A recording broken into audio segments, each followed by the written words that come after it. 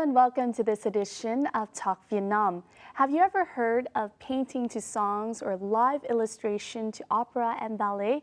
Well, our guest today in this week's edition of Talk Vietnam has really dedicated his time to perfecting this art. His name is James Mayhew. He is an author, a concert presenter and storyteller, and also an illustrator, and he's from the United Kingdom. Thank you very much, Mr. Mayhew, for joining us. Thank you. It's my pleasure. Yes, so if we may start now, can I please ask, what is the type of work that you do? Well, principally my work is based around art. I went to art school and I trained as an illustrator. So from there, many paths have opened up, and I illustrate books, as you described. I also sometimes write them. And from there, I've moved into education and also concert presenting, working with music.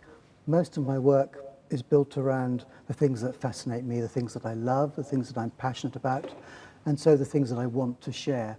And almost all of my work has been aimed at children. When were you first kind of exposed to this type of art form, would you say? Do you mean the drawing to music specifically? Yes, the drawing to music. Well, even as a child, even when I was quite young, I first discovered certain pieces of classical music. My parents had a few old records that I would listen to, and very often I found music that had a story attached to it. And once I found out the story, I was inspired to create some art to go along with that. So even as a child, I drew along. I was inspired, I suppose, by films like Fantasia, Disney's Fantasia, and the idea that music tells a story lends itself, therefore, to creating images. Yes, exactly. It's almost like using illustration in order to visually, tell the music. Yes, that's exactly how it works, because music isn't just a nice tune. It's very often much more than that. These composers were inspired by specific legends and myths. I tried to research the story that inspired the composer. I tried to present these concerts with absolute integrity to the composer's intentions. So I tried to give the music back to its original story and then find an illustration, a visual counterpart that I can create live on stage to help the children understand what the music is about and make it much more interesting and fun for them. Yes.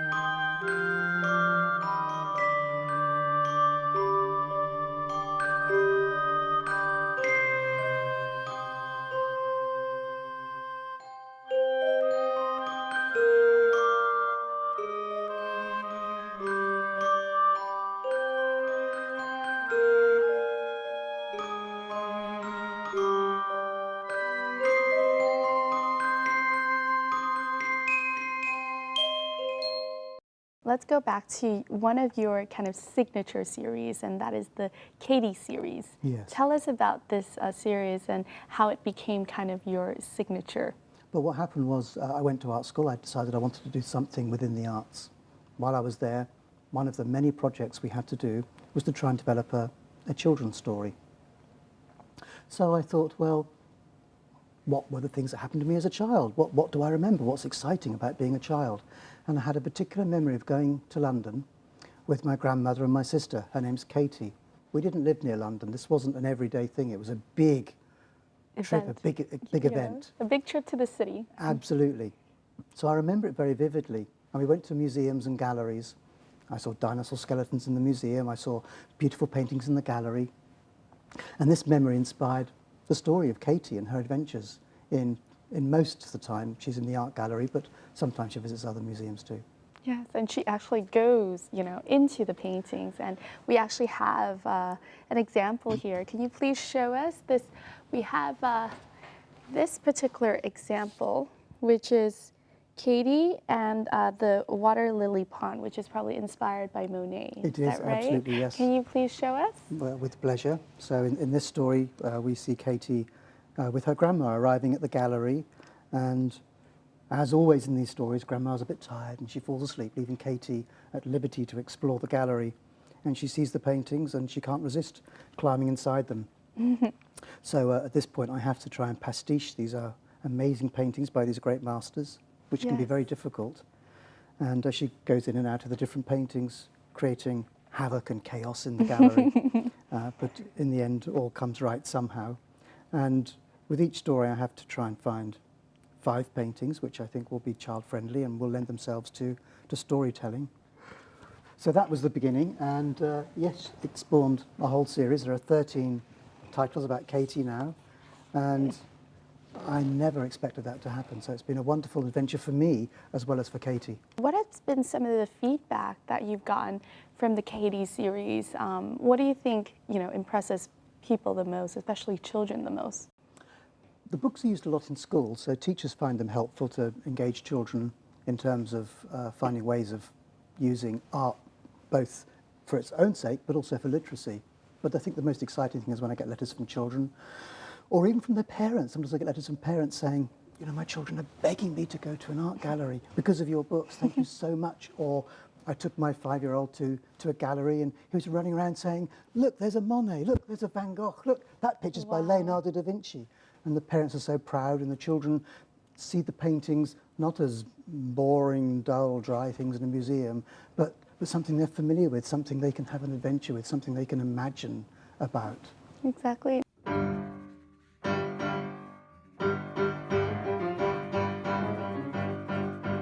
Illustrator, author, concert presenter, storyteller, James Mayhew was born with a crayon in his hand. His first children's book, Cady's Picture Show, was published in 1989, and 12 more Cady titles have followed, introducing great works of art to children. The best-selling series can now be found in museums and galleries all over the world. James is also the creator of the much-loved Ella Bella Ballerina series and many other books, including Coach Girl's Tales, Miranda the Explorer, and Boy. In 1994, he received the New York Times Book Illustration Award for Jenny Correct's The Boy at the Cloth of Dreams. James has written for BBC Television, Driver Dan's Story Train, and Melody, and in 2011, he was the first illustrator to be chosen to appear on the BBC's Authors Live series for Scottish Book Trust. Now, alongside your work in publishing, you have devised and performed in hugely successful series of concerts for children, combining live classical music, storytelling, and art. What first motivated you to do this? It was through a literature festival in Britain, and I was telling a story called The Firebird. It's a Russian tale, and when I tell stories, I usually like to draw pictures at the same time. And the organizer said, this is great, we have the words, we have a painting, all we need now is the music by Stravinsky. And I said, well, you mean a CD or something? And they said, no, we know an orchestra who want to do a family concert. So they introduced me to this first orchestra, and we weren't sure how it would work, whether we could project the art, because I painted an easel, and we needed to project it onto a screen, like a cinema screen above the orchestra. But they found a way to do it. It was simple technology. And we tried, and everyone loved it. And I've been doing that now for, well, this will be the 11th year, and it's expanded and expanded with more and more orchestras, including an orchestra from Singapore, in fact, and more musicians. Sometimes I work with string quartets or even solo musicians, and as you said, sometimes with big orchestras. And it's kind of terrifying to walk on stage and see the audience there and know that you've got to remember what you want to paint and how you're going to paint it and which brush you need and which colour you need. There's a lot of preparation. You also need to remember the story, because I've had to research the story as well. So it's a big investment of my time, but I love it. I absolutely love it, and I believe in the whole project so passionately. So it's something I could never say no to. Yes.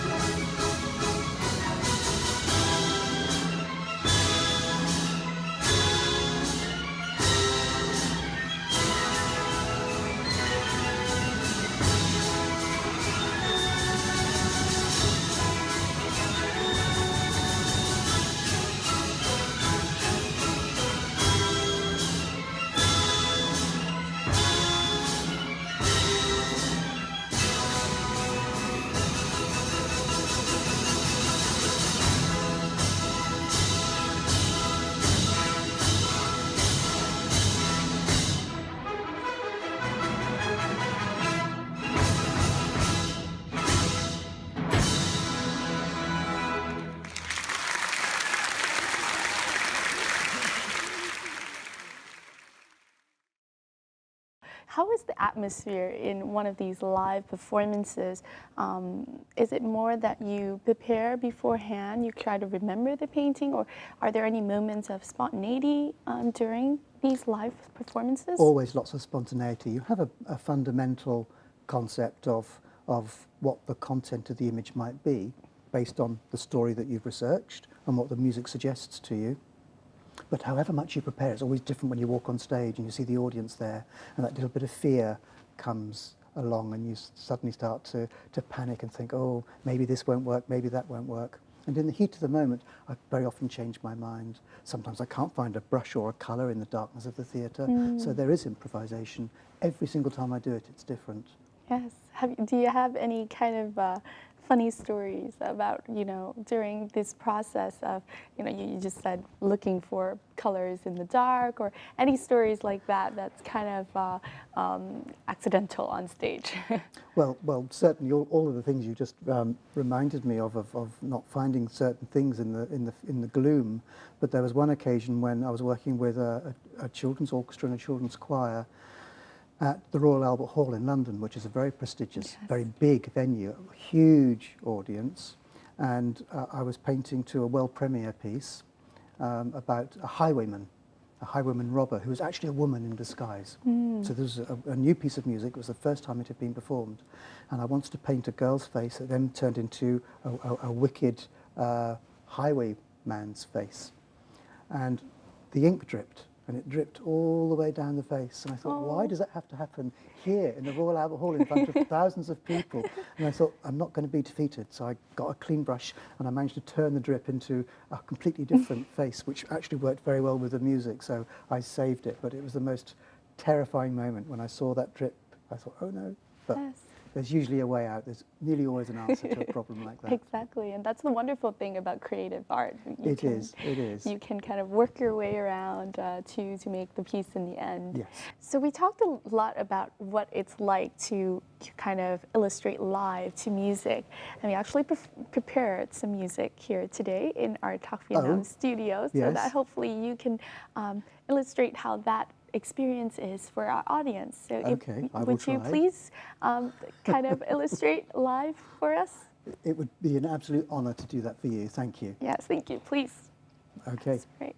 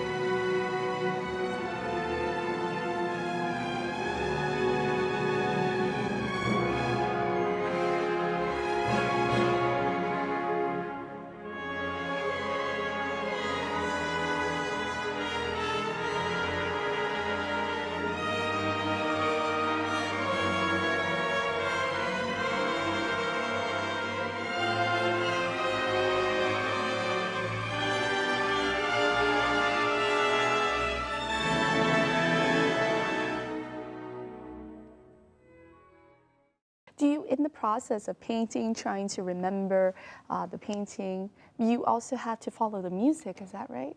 Yes, and I try to paint in a way that captures the ebb and flow of the music. So if it's very elegant and gentle music, then I'll try to use my brush in an elegant, almost calligraphic way, perhaps. Then when the music's more dramatic, then my brush strokes become more animated.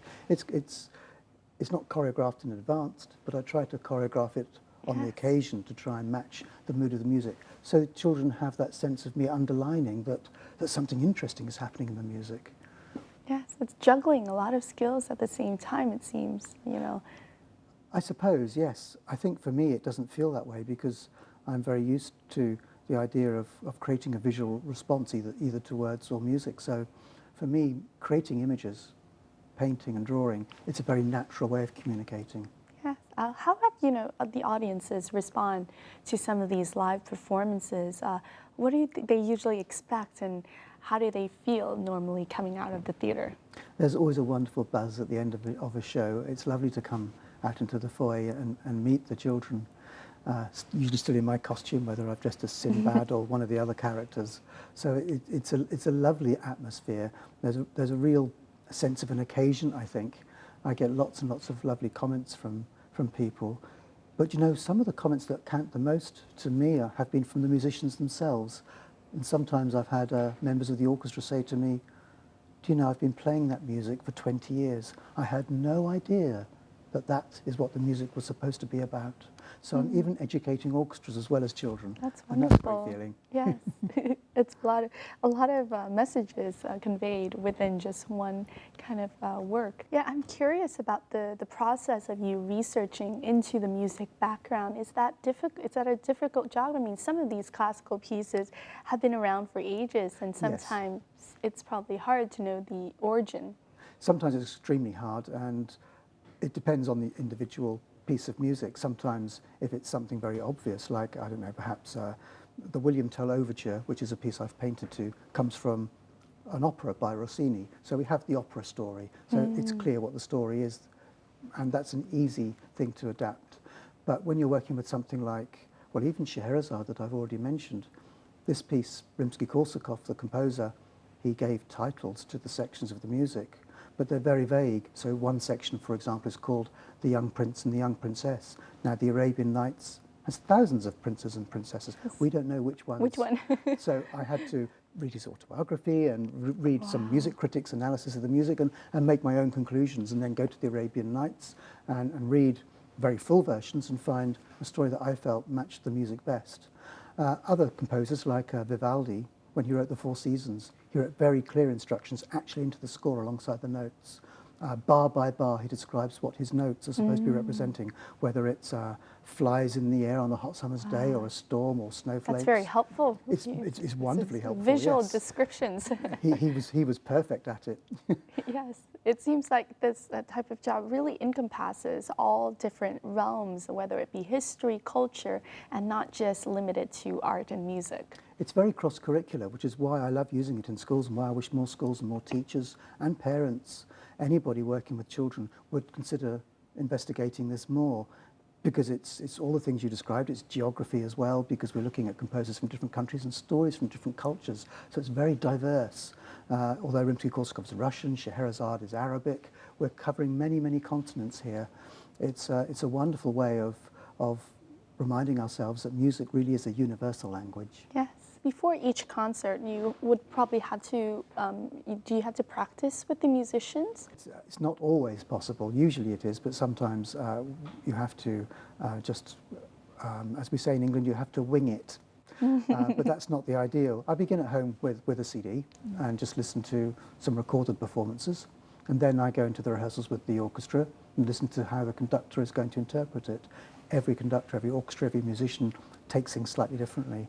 And sometimes there are repeats in music, and sometimes there are cuts in music. So I need to know exactly what edition is being performed as well, because otherwise I could be in a terrifying situation of just running out of time and not completing a painting. Because the real magic is if you can complete the painting as the music ends. Yes. Now, in his trip, very short trip to Hanoi this time, about 3 days, James Mayhew has taken the time to have a little exchange with the children in Hanoi and to foster more in the little ones a reading culture. We'll get a chance to follow Mr. Mayhew in the following to see what this exchange was like. Natural History Museum to see the dinosaur skeletons. Drawing and telling stories, all at the same time. After only a few simple strokes of drawing, the image of a dinosaur appears. Now look what happens when I draw one more line on his eye. See how his face changes. Chỉ với gì nhỉ? Một nét vẽ duy nhất. James Mayhew, considered one of the most respected illustrators in the world, continues to intrigue the young audiences with his masterful painting technique and captivating storytelling skills. He was snoring so loudly the whole hill shook. Who can snore like a dragon? Can you make a noise like a dragon sleeping? A bit like that but louder. Who can make that noise? Very good. He was very, very happy. James Mayhew also introduced to the children his most renowned illustrated series. The main character in the series, Cady, embarks on adventures into the art masterpieces of artists like Monet or Van Gogh. But perhaps what captures the children's attention the most is James Mayhew's live illustrations to music. Vân thấy bác rất giỏi bởi vì ở điểm là bác vẽ rất giỏi và vẽ theo âm nhạc rất là nhanh ạ. James wanted to let the young audiences have a try at the experience, yet this seems like no easy task. Cái mà các con thích nhất là nhìn diễn giả vừa nói chuyện này, xong lại vừa vẽ, rất thích. Thế nhưng mà khi mà bảo các con vẽ lại thì các con cũng rất là lúng túng. Thế nhưng mà đấy cũng là một cái cách để cho các con học. After the initial hesitation, the first drawings, fresh and creative, came to life. What do you like most about the picture that you just made? I very love the boat. 2, 3, raise your picture and... Do you have any kind of advice for teachers out there how to engage their students more in not only a reading culture, but also learning more about art and music and creative learning? I think creative learning is absolutely essential with children because they're just instinctively creative. And art isn't just one thing. It isn't just pictures that hang on walls. Art is all around us. Art is everything. It's the chairs we're sitting on, the clothes they're wearing, the cars we might drive. It's theatre and cinema and television. All these things involve creativity and design and art. So I think celebrating art more in the classroom is something that is a project I would really encourage teachers to look at. Most children learn in a very visual way, and obviously we want children to be good at literacy, but actually you can use visual aids to help them understand literacy even before they're ready to read and write. So they can start to become aware of how stories work, how the sequence of a story works in terms of beginning and the middle and the end. Purely through visual tools, a lot of picture books written for children don't work just with the words. If you took the words away and read them on their own, they wouldn't make sense. You need those pictures. So in the same way that you have that experience by looking at picture books, I think children can learn from that and teachers can learn from that by allowing them to develop their literacy with image. So storytelling from image or writing from image is a wonderful thing. I also think that for a lot of children, it's quite intimidating learning to read and write, and I remember that feeling. I didn't find it very easy. I wasn't a natural. Some kids were. Some kids started reading and writing very, very easily. I didn't. And for me, the thing that attracted me to books, the thing that made me want to go to the library and sit down and open books and look at them, it was the pictures. So I think there's a tendency to think that, oh, well, a child's doing well at reading, we don't need picture books anymore, they're onto chapter books, they're onto books without pictures. People see that as some kind of achievement, and I think that's completely wrong. I think there are so many quite sophisticated picture books out there by wonderful, wonderful artists, which are aimed at even older children. And in any case, there's no harm in going back to books you read when you were a little bit younger and enjoying them again. Yes. And again, And again. And then again. And, you know, it adds an element to just reading lines on a page. And as we said again, everyone has a different way of reading and learning.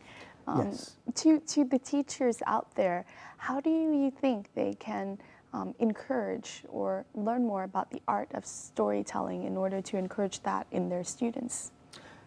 You know, this is a wonderful part of the world for storytelling. You have such incredible legends and myths here, and it's all there waiting to be used.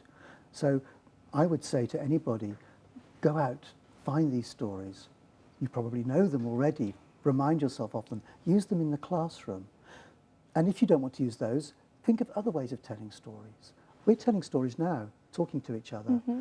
The woman you saw dropping her shopping outside the store earlier today, go home and tell your kids about that. That's a story. The story your neighbour told you about the cat that ran away.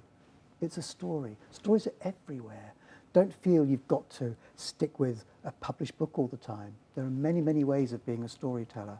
Don't feel you've got to do it in a formal way or be particularly good at it.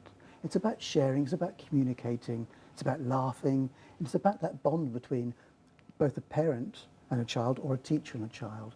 And it's about sharing words and celebrating the magic and the power in language. He thought, the diamonds are no use to me here. To James, beside illustrating books and teaching children, inspiring and exchanging ideas with teachers is also an important mission. During his time in Hanoi, James held a workshop for English teachers on the importance of storytelling, especially storytelling with visuals and music. So I learned quite a few things. I learned about how we could use music to influence art, and we can do that easily in the classroom. And I learned that sometimes it's not always about the words in the story that tell the story. It's sometimes more important about the visual and the images. They tell more of the story than just the words. It was really interesting. I feel inspired to use some of the ideas he gave us in my classroom. And I feel like I should try a lot more creative things with storytelling with the children. So I learned a lot. I learned that it's nice to make it more visual, and also with the music as well. That was really interesting. That's not something that I would have thought to do before. So I'll definitely be trying that. One interesting part of the workshop was that teachers could try hands-on activities and experience storytelling themselves. Their task was to illustrate a fairy tale as music played in the background. Everyone drew the tale together, without deciding who would draw what and without any order of time or space. The teachers returned to their childhood and let their imaginations run free. Together, they experienced visual storytelling, in which each individual part of the story combined to make a fairy tale more unique.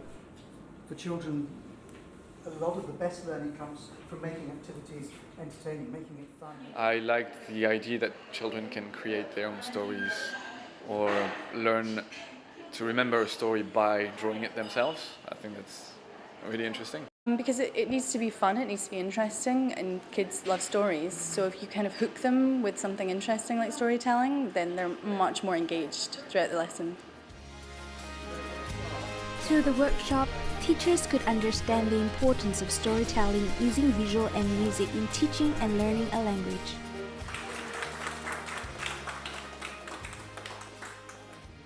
As a parent myself, to a toddler who can barely keep his attention on one thing, how would you be able to, what advice would you have for a parent in order to encourage, more attention on art or on creative learning when their attention is seemingly very dispersed? I think we live in an era where we try to control the education of children a lot, and actually creativity is something that we can't really control. I grew up in a very small village, and there wasn't really very much to do there. There wasn't television 24 hours, we didn't have the internet then. So I had time to just play, and when I say play, I mean draw and be creative. So I would say to any parent, find a space in your house where a child can be relaxed where there are art materials just waiting there. Don't make it a big deal. Don't put them away in the cupboard and wait for a special occasion to get them out. Just have paper and pencils and crayons. Provide them with an environment. Exactly, so that whenever they feel like it, it's there. And don't make it a prescriptive thing. Don't say, okay, today we're going to sit down and we're going to draw a horse. This is how you draw a horse. Horses are hard. You need to think about this, you need to think about that. No, let them draw what they want to. Let them experiment and play. Play with the crayons, play with different materials. Give them all sorts of materials, paints. They can perhaps try printmaking with cutting into potatoes and stamping, all sorts of different kinds of creative play with children, but make it available to them so that it's there and they can just touch it and go for it whenever they feel in the mood. Yes, you just mentioned your own childhood. Tell us about your parents and how they were able to foster in you this love for art and this love for kind of the freedom in play. You know, my father wasn't at all creative. He couldn't even draw a straight line. He was a pilot in the Royal Air Force, and he flew aeroplanes, which I found very inspiring as a child to hear about. But my mother was quite creative, and she used to make beautiful pictures out of fabric and paint a little bit. So I was aware of the possibilities of being creative. There were paints and things in the house. But I think the turning point for me was a Christmas when I was about 8 or 9 years old. And my Christmas present that year was a wooden box my father had made. I still have it. I still keep things in it. And I remember opening the lid of this big wooden box, and inside was everything a young artist could want. There was paper, there was pencils, there was transfers, there were stickers, there were felt tips, there were rubbers and just everything you could possibly think to use. And it was wonderful for two reasons. Firstly, because there were all these great things to use and play with. There was glue and glitter, everything. But also, it was wonderful because it was a clear message to me, and it was saying, my parents were saying, we know you love art, and we want you to feel encouraged. We want you to carry on and do more. So after that, I had this big box. It was in my bedroom, and it was just there whenever I wanted it. And I used that box until it was empty, and then I refilled it again and again and again. And you still have it today? I still have it today. And do you know what? That is the one specific Christmas present that I can remember. I'm sure I had many other things. I'm sure I had trains and castles and all sorts of other things over the years. I don't remember them. But the one present I really, really remember is that box full of art materials. Yes. Do you spend a lot of time drawing in each day? What does a day in the life of James Mayhew look like? I try to draw very regularly because it's like anything else. It's like maybe being a dancer or a singer. If you don't keep those muscles flexible, the drawing muscles, you do get rusty. I like to try and keep drawing as much as possible. Although I've been doing all sorts of events, I was drawing on the plane on the way to Hanoi. Even in that situation, I try to find time and an opportunity to do some drawing, just to keep it fluid, just to keep it coming forward. And out of those drawings, ideas spring, new stories will grow.